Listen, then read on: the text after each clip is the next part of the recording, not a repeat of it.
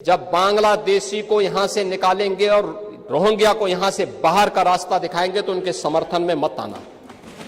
एक candle march निकाल के चलते हैं गांजा के मुद्दे को लेकर के, लेकिन पाकिस्तान और बांग्लादेश में हिंदू मारा जाता है तो आपके मुंह बंद हो जाते हैं। निंदा प्रस्ताव पारित होना चाहिए और ये प्रस्ताव नेता विरोधी दल की तरफ से आना चाहिए कि इस घटना की हम भर्त्सना करते हैं जो आपकी तुष्टीकरण की नीति है, जिसके कारण बांग्लादेश बना है। अगर बांग्लादेश पाकिस्तान नहीं बना होता, इस तरीके से हिंदू नहीं जलाया होता, और जलाता तो फिर उसकी क्या दुर्गति होती या वह भी जानता। सरकार को इस बात की चेतावनी देता हूं और इसीलिए हम कह रहे हैं नोट करना, बहुत प्रभावी कार्रवाई करेंगे।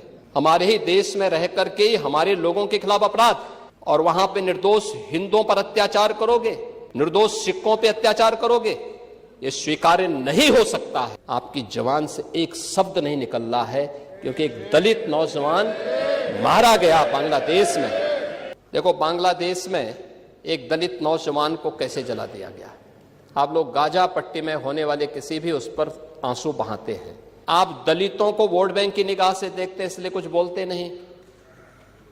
इसलिए मैं कह रहा हूं ना, देखो बांग्लादेश में एक दलित नौजवान को कैसे जला दिया गया।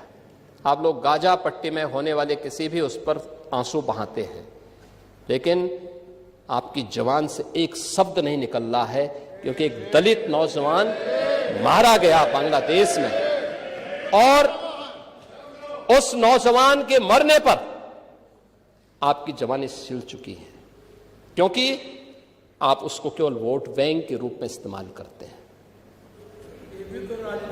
ये राजनीति नहीं है पांडे जी, ये राजनीति नहीं है, ये वो सच्चाई है जो आपकी तुष्टीकरण की नीति है, जिसके कारण बांग्लादेश बना है।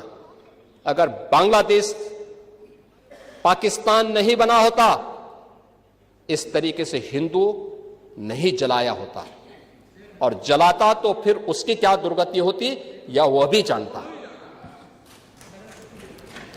ये सुरक्षा की गारंटी,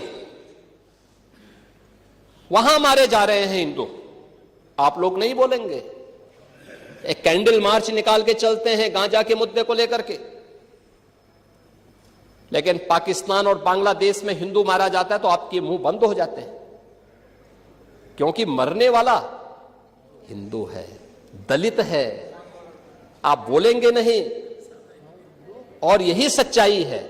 निंदा प्रस्ताव पारित होना चाहिए और ये प्रस्ताव नेता विरोधी दल की तरफ से आना चाहिए कि इस घटना की हम भर्त्सना करते हैं, और बांग्लादेश सरकार को इस बात की चेतावनी देता हूं और इसीलिए हम कह रहे हैं नोट करना, ये चीजें होनी चाहिए और हमारा भी प्रयास होना चाहिए। जब बांग्लादेशी को यहां से निकालेंगे और रोहिंग्या को यहां से बाहर का रास्ता दिखाएंगे तो उनके समर्थन में मत आना, क्योंकि उनमें से बहुत सारे लोगों के वोट आपने बनवाए हैं, उनके बहुत सारे लोगों के लिए आधार भी बनवाने का पाप किया है आप लोगों ने। इसलिए इन चीजों को ध्यान में रखना और एक एक चीज की स्क्रीनिंग होगी, बहुत प्रभावी कार्रवाई करेंगे। हमारे ही देश में रह करके ही हमारे लोगों के खिलाफ अपराध, और वहां पे निर्दोष हिंदुओं पर अत्याचार करोगे, निर्दोष सिखों पे अत्याचार करोगे, ये स्वीकार्य नहीं हो सकता है। और यही आप करते हैं कि किसानों के बारे में भी आपका आचरण यही है। कल देखिए शाही जी ने चौधरी चरण सिंह सीड पार्क का भी जमीन आवंटन का काम प्रारंभ कर दिया। अच्छा, किसान को अच्छा बीज मिले, अच्छी तकनीक मिले, कम लागत में ज्यादा उत्पादन। आपके समय में क्या होता था? लागत ज्यादा थी, उत्पादन कम था, बाजार नहीं था, किसान तबाह था, परेशान था, बिचौलियों के द्वारा लाभ ले लिया जाता था। आज किसान सुरक्षित है,